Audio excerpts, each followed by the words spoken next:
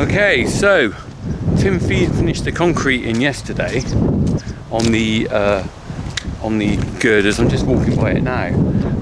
Let's have a look. So he finished yesterday the uprights. Splashed a bit of cement on my lovely paint. Look, and scratched it. Look, oh my goodness. I'm sure that'll wear off. Got the nets up. And also yesterday, when it was still a little bit damp, I actually scratched a date in it, but I messed up. Look, I put September. What was I thinking? That's actually still, that hasn't gone off. Look, I could still scratch. That was done a day or two ago, so that's still kind of wet. But I always like to put a date in. I've got various dates around the farm, which I've done since I was here. I got 1982 is the earliest date I've scratched in cement. Right round the back there, I might have a look at that in a bit. 1984 on one over there, and then various other places. I always like to put a date because it's quite interesting and you just forget, and other people like finding dates, don't they? So anyway, hopefully the roof is going on today.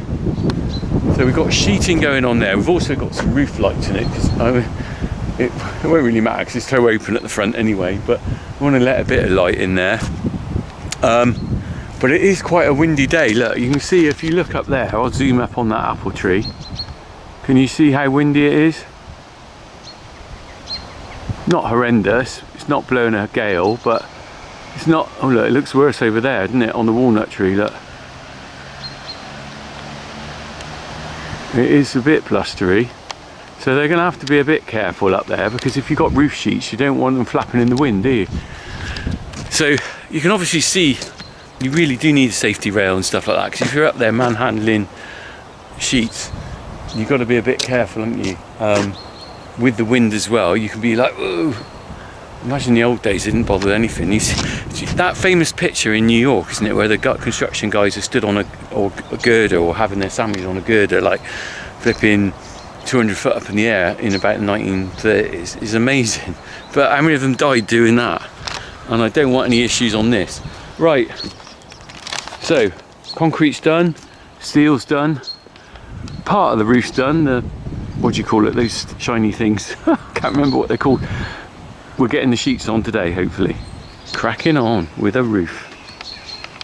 Oh, well, I've just had a phone call from Tim that we're doing the roof. He's not coming. Can you hear the wind?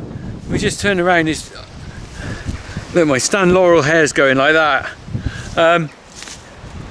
So basically, he just texted me and said it's too windy to be doing roofing sheets, and I totally get that. The wind's really picked up now. You can just see, look. Typical, isn't it? When you point it at something, it doesn't look that windy, but you can see the leaves all blowing.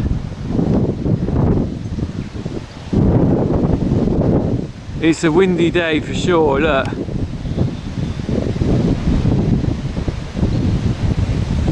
And sort of being up here on with roofing sheets just not a good idea. Incidentally, look, all the pigeons. Oh, they've all flown away now. They've just gone. Anyway, we have a look. This is where a new gutter's going. So there will be an overhang. That roof is spilling over onto here. Now the thing is, this gutter won't take all the water from, and it's a pretty rubbishy cheap gutter anyway, so it won't take all the water from both roofs. So they're going to put a bigger gutter in here, so we'll be able to see what that's like when that's put up. So even the ring feeders rolling in the wind. Look, roll away, right. So I still can't put the cattle in here. I've got them in the other field. I'll be glad to get the cattle back in here. Anyway, I'll recap once they turn up. Now I think that's going to be tomorrow. Hopefully, I'd like to get the cattle back in here for the weekend. I think. Fingers crossed. Okay, you can see by the sun on my face, it's a much brighter day. Yesterday was written off because of the wind, and now we're back into full autumnal sunshine. And the lads, that's timing, isn't it? You can hear the noise. They are here. They are sheeting up. The sheet's going on. Let's go and have a quick look along here. round the corner we go, and there's Tim on the roof. Got his sunglasses on, look. Not easy. Once you got a few sheets on, lot easier to do. Right.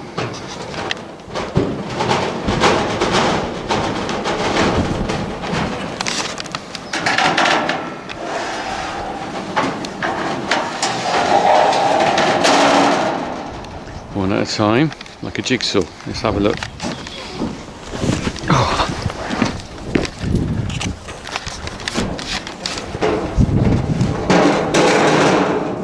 Oh, they'll get that on today. Wearing gloves. Right, let's just go and have a look at the sheets we got, and I'll talk a little bit about that.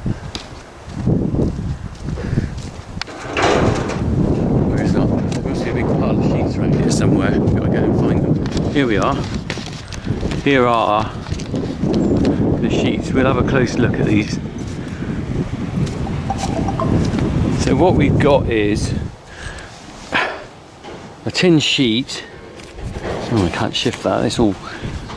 They're heavy. There's quite a stack there. Look. So what we've got is a tin sheet. We can have a look at one of these over here with a plastic coating on it. It's got a plastic coating on it. Underneath, I think that's painted. So it's got a plastic coating on that, and then these are the roof panels now. That's like a fiberglass, I think, by the looks of it. They don't seem to be, they're not particularly strong, and they do go cloudy with time. You certainly don't want to walk on that. So I opted for, there's a couple of options on the roof, and it was a bit of a difficult choice. I principally went for tin for two reasons. Firstly, because we've already got green tin on that side, so I wanted to match in.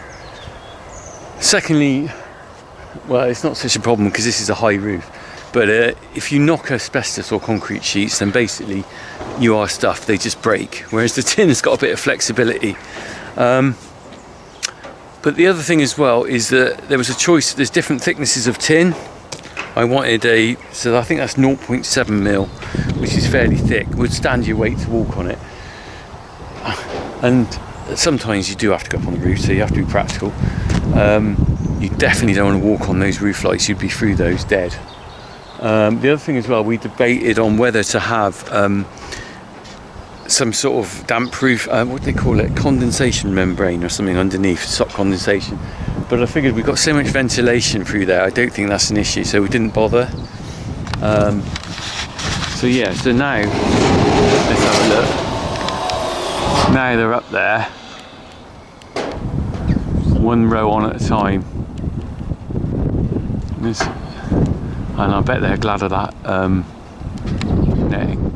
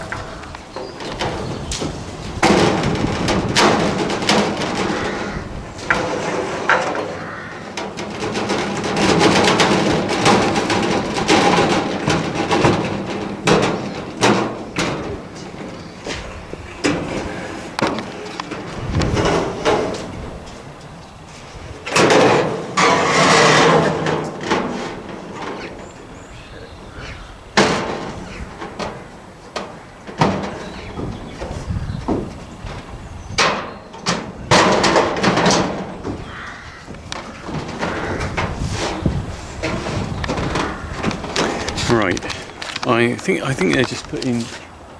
I'll ask them a little bit about that later. I think they put some sort of tape between each sheet, stop any rain getting through. I just see they've got a roll of tape up there. Look. Oh, he's just chucked it in. Up there, there is some tape. Not sure. I mean, the good thing about that is that all the sheets interlock, so you haven't got to worry about. You know, have I lined it up right and everything. Once you start on the foot, you got to get the first one right, and I'm sure they'll probably say you got to get them all right, but you got to get the first one in line properly, because if you don't get the first one in line, all the others, and by the time you get back to the far end, if you've got a little bit of a problem at one end, out a little bit, they'll be well out of the other, so you cock your whole roof up. So it's not just a case of bish bosh, whack it on. Anyway, Tim's doing a good job. I think we'll just leave him to it and we'll have a look how progress is in a bit. Okay, so I'm coming back now after a bit of a gap, and I think they're just about to put a roof light up. Let's have a look. First roof light going up then.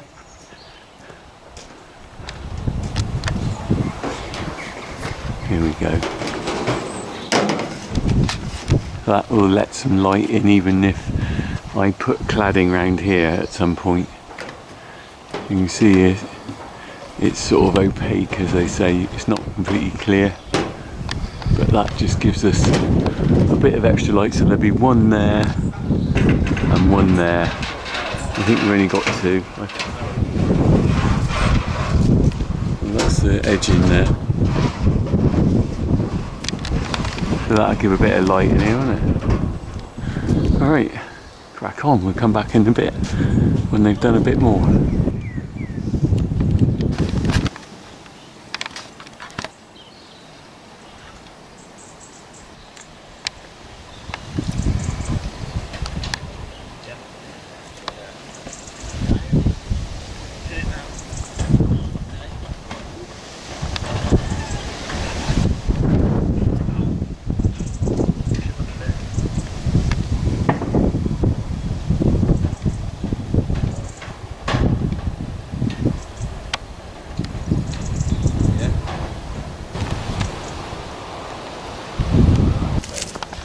Oh, here we go, look, roof's on, nearly on.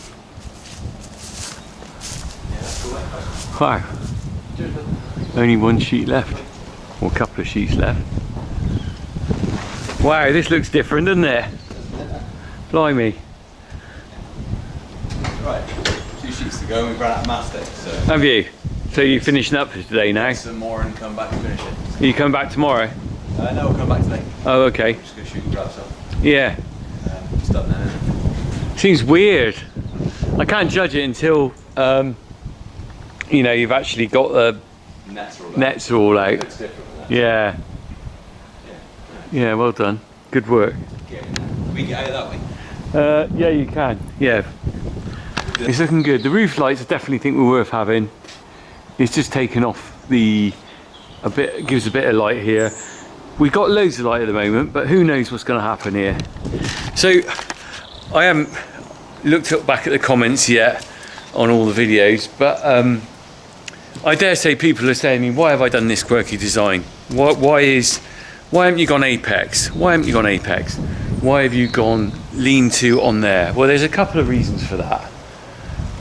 Well, one of the reasons is it's a damn sight easier with guttering to share a gutter with this one flat roof here. Okay. Second one is I wanted enough height here for putting bales through, and I was worried if I had Apex there that I wouldn't be able to lift up a bale, because you would have to start losing an angle across there. So, and I wanted to continue with my drop-off bales. There's perfect height there, you see, because you're going up. But your Apex, if you'd had an Apex roof, would have been about there. Maybe it would have been right, maybe not. But really the primary thing is future-proofing, okay? So this is 1 yard roof here like this. What's to say we don't go out again with an Apex like this on the other side there and stretch the barn across? That ain't something I'm planning to do, not now, but who's to say what the future holds? And we're limited on where we can go down that way because of the lagoon. We can't go that way because we just can't go that way because we've already got yards there. You could put a shed at the back, but it's not connected to anything. Here, we could bolt on another, so this angle here, we could double it. We could double the side of this shed by bolting on a lean-to to these uprights, which are really man enough for that. So they're really heavy duty. We could duplicate a span like that here so that we've got then one big shed. Okay, it's got a girder in the middle. Maybe you could deal with that, I don't know. That might be able to go, I don't know. If you had a lean-to. Obviously the walls potentially could go at some time.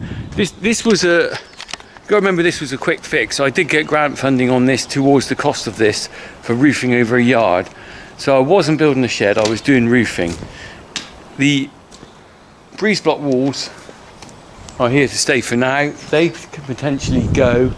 We could put a feed barrier here. Feed barrier could go between there and there somewhere perhaps. And we could also put a little canopy over there. Maybe we should have done that at the time. But it's also, you know, you're limited on finance. Any project is a compromise. This was a compromise because we were trying to fit something over a yard that's already here.